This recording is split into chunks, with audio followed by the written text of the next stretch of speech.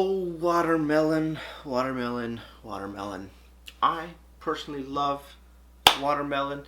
It's delicious. It's hydrating. It's perfect after a long night of drinking. And you got a pretty strong hangover going on. Watermelon is definitely something you should have in the morning because it's oh man, it saves your life 100%.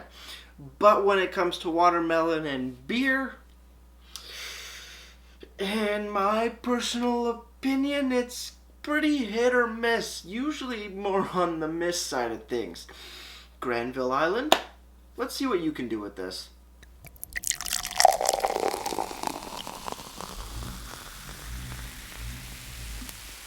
Beer, beer, beer, ba beer, ba beer, beer, beer. Hello everybody, welcome back to me, Brewski from the Rooski Brewski Review. Today the beer that I have for you guys is by the Granville Island Brewing Company out in Vancouver, is it, if I'm not mistaken? Yes, Vancouver, BC. We have their watermelon lager. Boom. Very shiny pink and green can, looking exactly like a watermelon. Pretty cool can design. 5% alcohol by volume. No listed IBUs here on the watermelon looking can. IBUs on the website showing nothing. Untapped. Untapped is showing it coming in at 20 IBUs.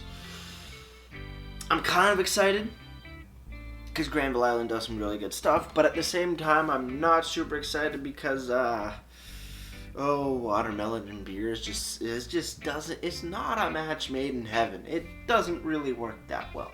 But without further ado, let's crack this bad boy open. Let's see what we got. Wellington pint glass. Kinda nervous, not gonna lie, but also fairly excited. There's about half the beer there. Let's get a bit of head on there. Looking at the beer itself, nice golden straw color, fairly clear, touch of haze, nice white head on top, good looking bubbles. Looks like a solid lager. Yeah, you'd pass this on the street, maybe not on the street, but in a bar, you'd think, yeah, looks like a lagered beer. Cool, let's have a sip. Sip? No, we gotta get on the smells first. Smells. It smells like a fruitier lager. Yeah, lager with a lot of melon. In this case, watermelon. Yeah, and then some sweet bready undertones. Yeah, sweet bread, sweet white bread, and watermelon and melon. A little corny. Yeah, it's like a lager with more of a melon nose. I'm not as scared as I was initially, but we'll see on the sip. So let's just have one.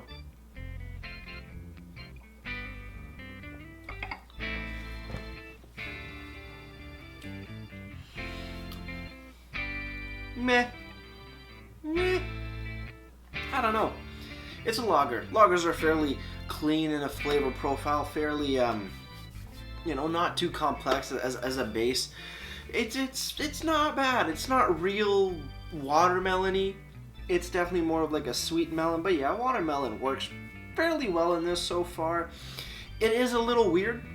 There is a little bit of bitterness going on in the back of the sip that lingers a little bit, which seems a little out of place. But overall, on that first sip, it's not too bad. But we need to learn more. We need to see if my opinions change, because that was only one sip. And you can't judge a book or a beer in this case by just one sip. So with that said, guys, cheers everybody. Let's keep on drinking.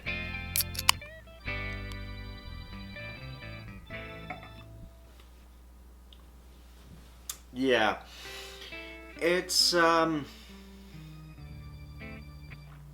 how do I put it? It's sort of like a watermelon water drink thing with some beer qualities. So you're getting your lighter malts, your breadiness out of it. A little bit of a hoppy bite in the back. Not too much, but just enough to, boost your palate a little bit. But I don't know yet. It's just like it's a watermelon lager. It's a meloned up lager.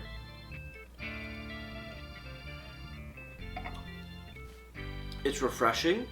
It's kind of sweet. The watermelon isn't. It's there, and you know it's there, but it's not overtaking anything. It's not overshadowing the beer flavors themselves. It's not bad. It's just like it's a fruitier lager in a sense. Little grainy.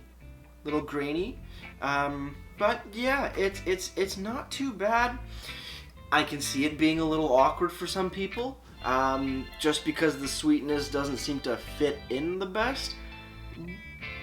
But overall, there's a lot worse watermelon-based beers out there.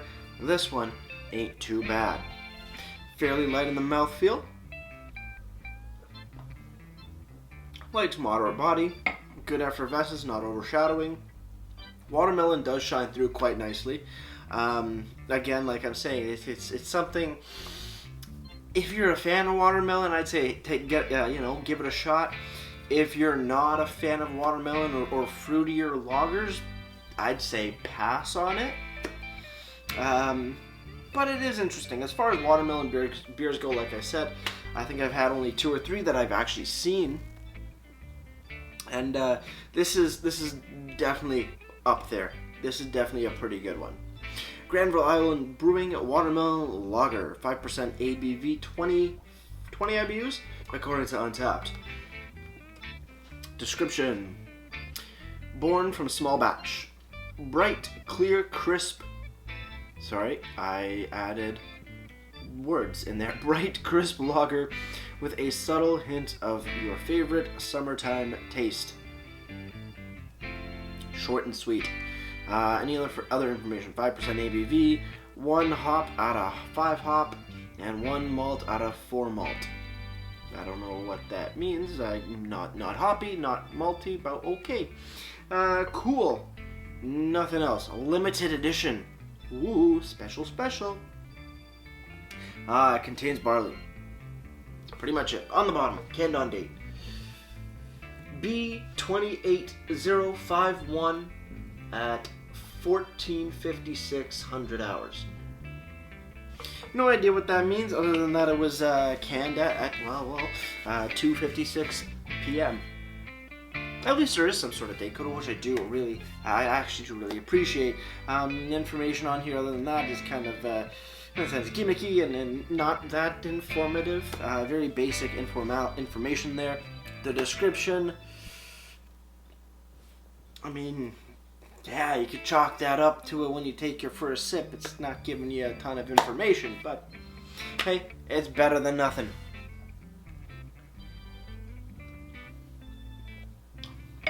I don't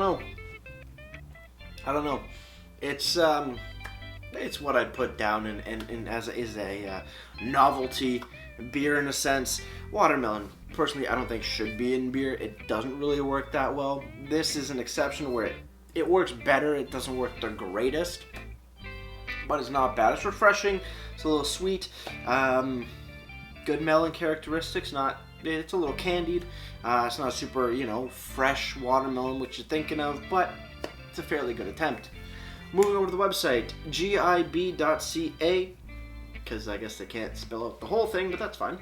You go to the beer section, you just scroll right or left, and you do get over to the seasonal side. You have the watermelon lager. Gives you the more or less same description as the can, a crisp, clean lager with a refreshing hint of natural watermelon, and the same sort of stats, 5% ABV, 1 out of 5 hops, and 1 out of 5 malts. They added a malt symbol on the website versus the can. Ooh. But yep, other than that, it says available now. Short, sweet, simple, not a lot of information. Moving on, Untapped. Watermelon Lager has been given a 3.8 out of 10, and that's out of 835 ratings.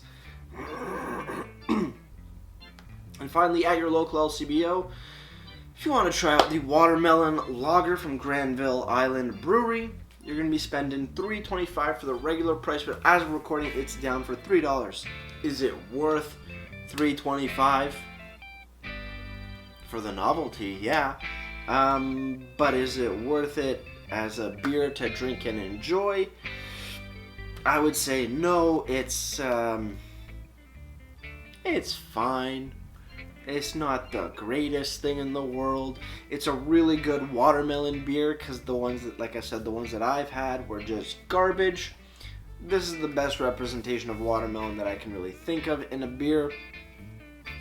But I personally wouldn't get it again. Interesting though. If you like watermelon and you like beer and you want to kind of see how it tastes together, definitely pick this up. But I would not be slamming a 6-pack of these at a party any day. Just doesn't really work. Watermelon gets a little old. The beer itself kind of dries out your palate a little bit more than you'd want to. It's not really doing it for me. It's an interesting beer for sure. But with that said, guys, cheers on the final sip. Let's get right to ratings and wrap this thing up.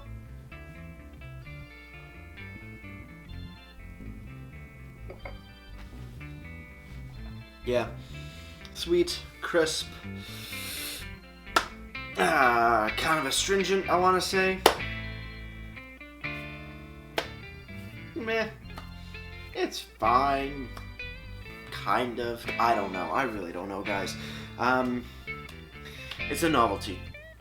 In my personal and humble opinion, it's a novelty. It's something that's different.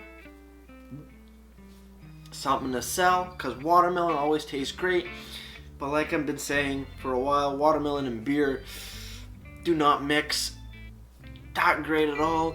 This is again the best representation of watermelon in beer, but still it's not a fruit that should be put into beer. It just doesn't work.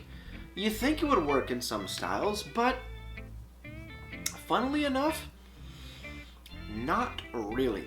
That's why Granville Island Watermelon Lager, I'm only giving it a 6 out of 10. Just because it's the best watermelon beer I've had. But other than that, meh. Granville Island, you do good stuff. I like how you tried something with the watermelon and a lager. You did a good job, but overall, watermelon should not be in beer. No, not a good mix. As for presentation, I'm kind of bummed. I always thought Granville Island did a better job with the presentation. Obviously, I love the look of the can, showing off watermelon. Seeds included. You don't see many black seeds in watermelon nowadays. That's, I guess, to genetic modifications. But other than that, information is kind of lackluster. The whole scale stuff is well, if you're not sure what a hop is and you're not sure what a malt is, well, then that's kind of redundant. Or not redundant, but pointless. And if you know a thing or two about hops and malts, you also know that that scale is kind of, well, not needed. Description is short, it's sweet, it's, well, meh. But the good thing, though, is that there is a date code. Even though I can't really decipher it, it is there. And I do appreciate that. Website looks pretty good. But when it comes down to the information given, lackluster. It looks pretty, but there's no depth to it. Presentation gets a solid... Gets a solid 6.5 out of 10 for me. Before I leave you guys, if you have any comments, questions, or beers I want to review in the future, leave all of that information down in the comment box below. If you want to go like this video or subscribe to me, Mate Brewski, it would be greatly appreciated as well. And with all that said, that's going to do it for me, Mate Brewski. Like I always say, crack a beer and enjoy. Cheers.